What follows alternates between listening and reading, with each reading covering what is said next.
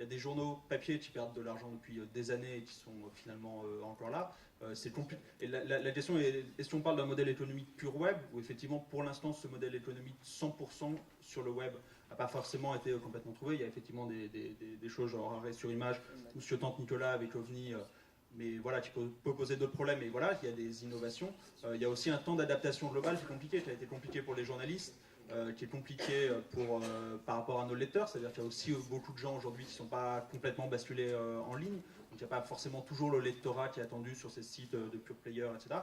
Il y a un vrai problématique au niveau de la publicité, c'est-à-dire que les annonceurs notamment sont très très loin pour l'instant d'être basculés aussi sur un modèle où la publicité va être énormément en ligne, etc. Ça vient de plus en plus, mais sur ces dernières années, ça restait quand même très difficile de convaincre des gros annonceurs qui ont énormément d'argent et qui sont capables aujourd'hui de faire des très grosses campagnes de pub sur de la presse écrite ou sur de la télé, etc., de venir en ligne. Donc il y a tout un basculement qui ne concerne pas que la presse finalement, qui concerne différents niveaux d'échelle et différents types de partenaires, qui est en train de se faire au fur et à mesure. Mais finalement, est-ce que demain il y aura sans doute des 100% pure players?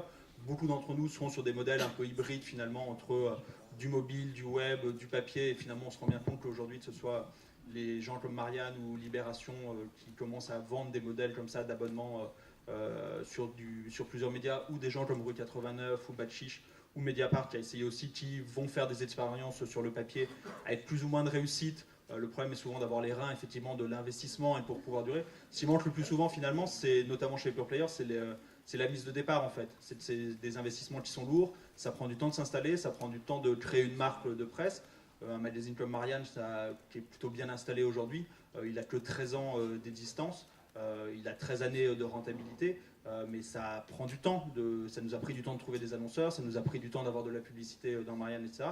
Donc ces pure players qui ont Route 89, c'est 2007, c'est quand même très récent, quoi. Il y a aussi à un moment donné, le but du jeu, c'est utiliser le temps, utiliser les épaules pour pouvoir tenir le temps que quelque chose s'équilibre, mais le fait que ça va s'équilibrer, a priori, est assez évident.